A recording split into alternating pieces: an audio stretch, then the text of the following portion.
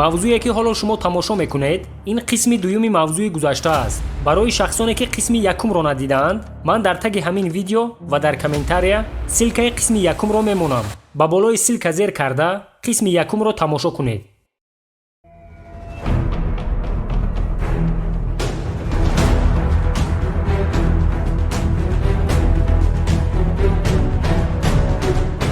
муфаттишон ва комиссияи махсус дарҳол аз пайи ҷустуҷӯи сабаби ин ҳодисаи даҳшатнок шуданд.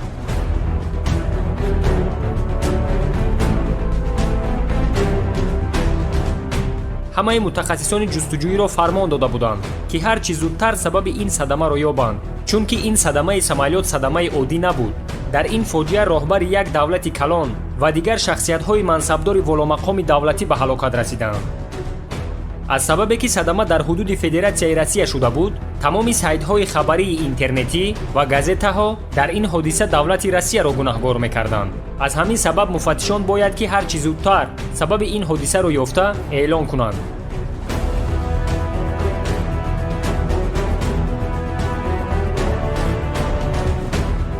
ҳамагӣ 34 нафар мутахассисони ҷустуҷӯӣ аз давлати Полша ва Федератсияи Россия якҷо кор карда сабаби ин садамаро меҷустанд. экспертҳо аз қисмҳои порашудаи самолёт намуна гирифта барои санҷиши моддаҳои тарканда ба лабораторияи санҷишӣ равона карданд.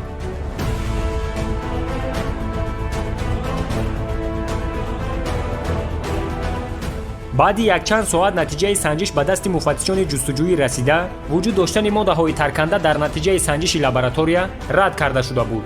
яъне ки дар дохили самолёт ягон моддаи тарканда ё ин ки бомба натаркидааст.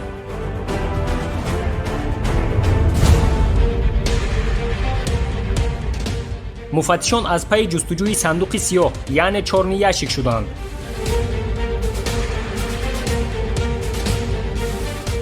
дар дохили ин қадар қисмҳои порашудаи самолёт ёфтани сандуқи сиёҳ бисёр душвор буд. муфаттишон як ҳолатро намефаҳмиданд. барои чӣ дар чунин ҳавои нохуб ва ин қадар тумани ғафс лётчикҳо хостанд ки самолётро шинонанд, бар зами оне ки онҳо медонистанд шинондани самолёт дар чунин ҳавои нохуб бисёр хатарнок аст. ҳамаи онҳо лётчикҳои таҷрибадор буданд. сабаб дар чист ки ин ҳолатро лётчик ба назар нагирифтааст? пеш аз ба садама дучор шудани самолёт, лётчик самолётро то баландии 100 метр фароварда буд. муфаттишон дар даруни ҷангал якумин дарахтеро меҷустанд ки самолёт бо ӯ бархӯрд.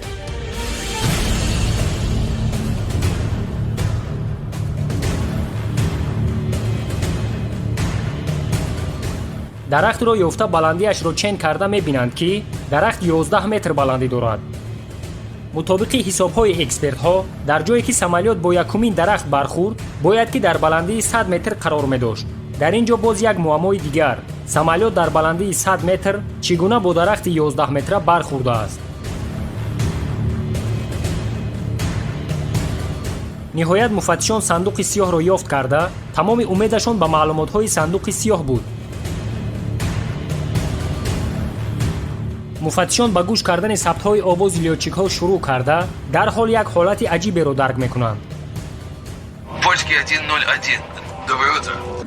Почки 101. Доброе утро. Польский, вы не спросили. суҳбат бо забони русӣ рафта истодааст ва суҳбатро бо диспетчер капитани самолёт бурда истодааст. мувофиқи қоидаҳо бо диспетчер бояд ки лётчики дуюм суҳбат кунад. лётчики калон бошад, тамоми диққаташро ба парвози самолёт гирад.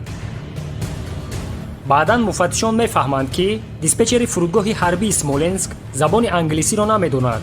дар байни лётчикҳо капитани самолёт ягона шахсе буд ки забони русиро медонист. аз ҳамин сабаб бо диспетчер капитан суҳбат кардааст.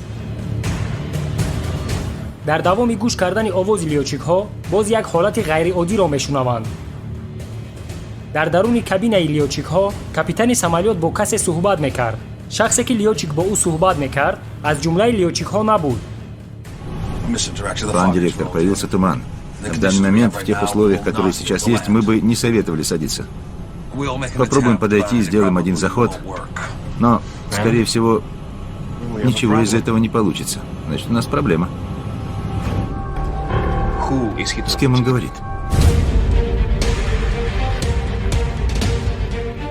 шахси бегона ба даруни кабина даромада барои фуруд овардани самолёт дар фурудгоҳи Смоленск Лётчикро маҷбур мекард. аз суханҳои Лётчик маълум шуд ки худи ӯ ҳам дар чунин ҳавои нохуб намехоҳад самолётро дар ин фурудгоҳ шинонад.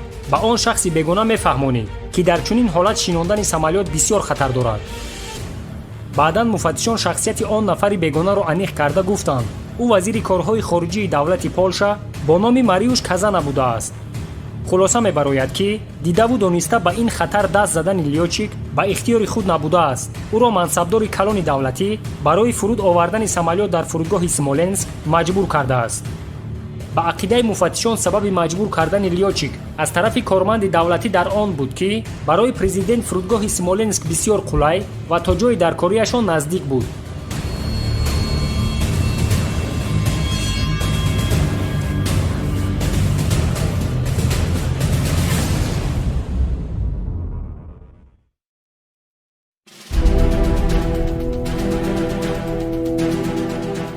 хеле ки мо дар боло гуфта гузаштем, самолёт дар баландии 100 метр бо дарахт бархӯрдааст, аммо баландии дарахт 11 метрро ташкил медод. чӣ гуна дар баландии 100 метр бо дарахти 11 метра бархӯрдааст? барои ҷавоби ин савол муфаттишон гирду атрофи фурудгоҳро аз назар гузаронданд.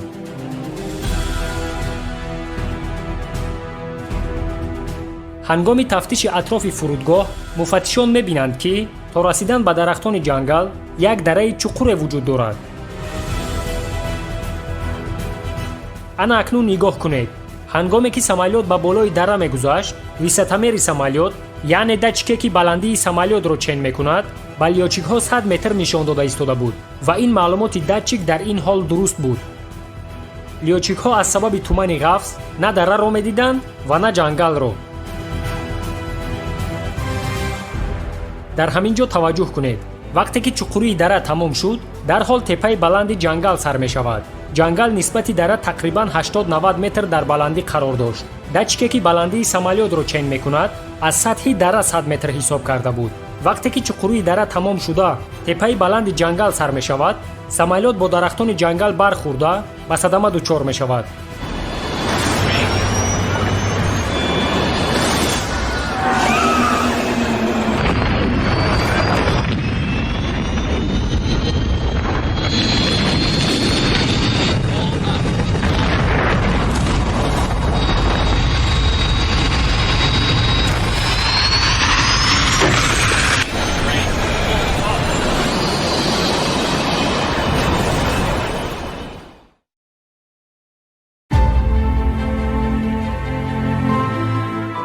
хулосаи тафтишоти муфаттишон аниқ кард ки сабаби ин ҳодисаи даҳшатнок фишору таҳдидҳо ба болои Лётчик ва дуюм тумани ғафс сабаб шудааст.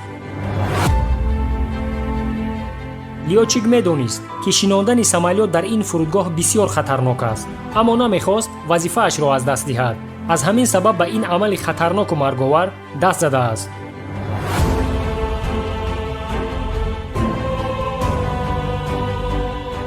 ба ҳамаи ин санҷишҳои муфаттишон нигоҳ нокарда, ҳоло ҳам баъзе шахсиятҳо ақида доранд ки президент қасдан кушта шудааст. дӯстони азиз, агар видео ба шумо махкул шуда бошад, обуна шудану лайк монданро фаромӯш накунед. то видеоҳои оянда дар паноҳи худо бошед.